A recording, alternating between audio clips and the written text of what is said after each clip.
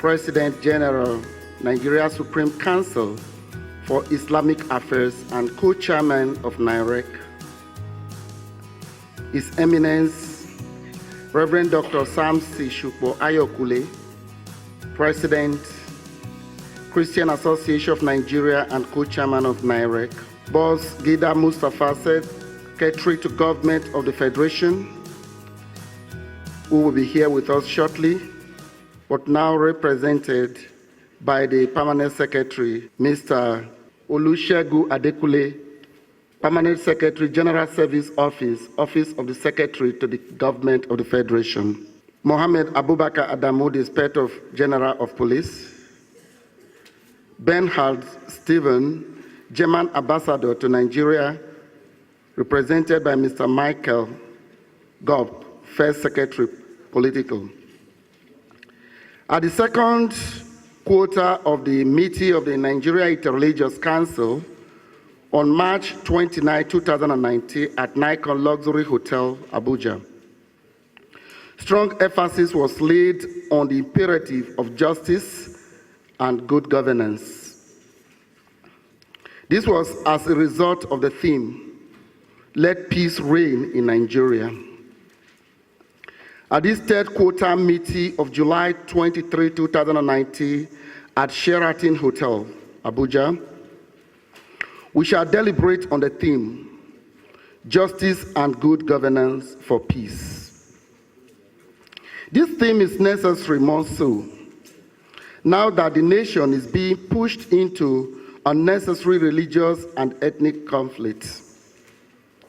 We need to realize and recognize that God created human beings in his likeness, and the justice of God lies in the fact that God has made himself and his love known to everyone without admixture of error. God has put in the hearts and minds of everyone how to live and relate to each other on the earth that he has given us freely to dwell in. Ethnic and religious stigmatization could be a distraction in dealing with people who have chosen the path of criminality. Crime has no tribe and religion. Good governance can be an antidote to this danger when every human being, zones, and religions are exposed to the dividends of justice. Peace will flow like a river when equity is respected in governance.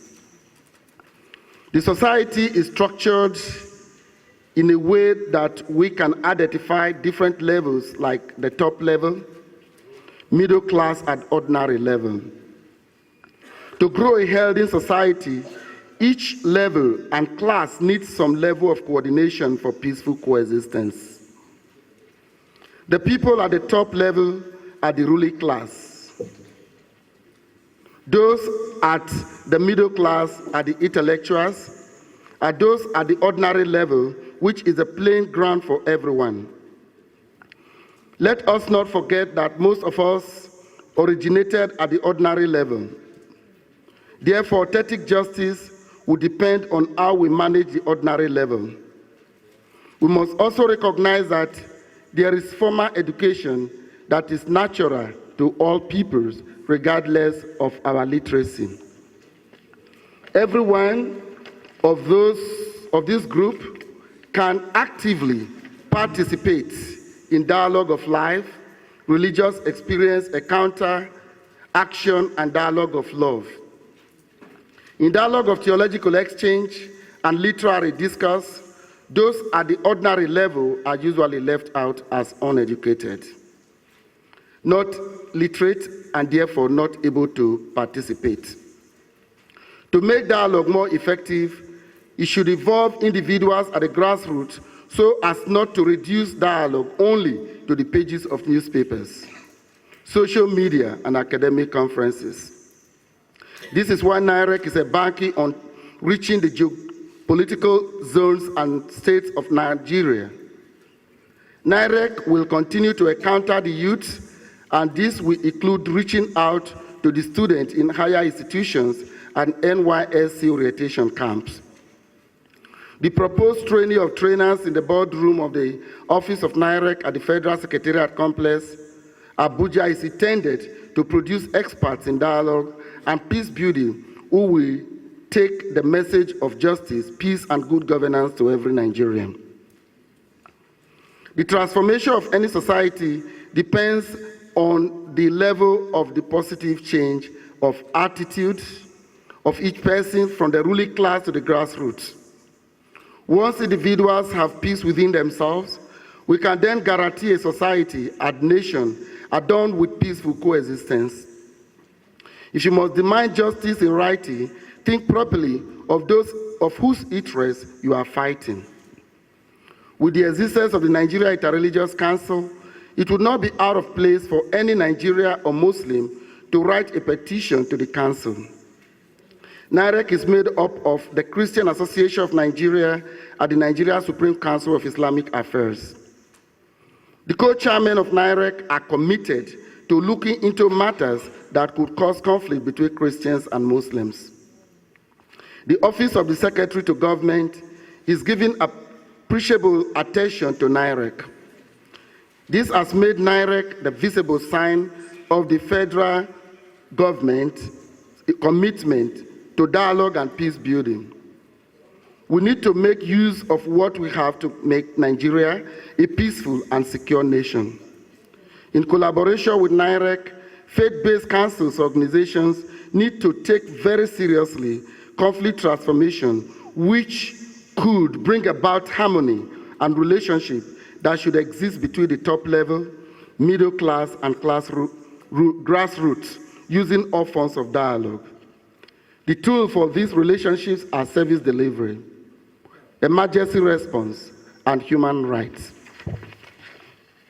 Those at the top level should be transparent in all the arms of governance, executive, legislative, and judiciary. To address some of the challenges, there is need to identify the strategies of the middle class who are the elites. These strategies should be developed to have capacity to build the relationship that is based on social justice.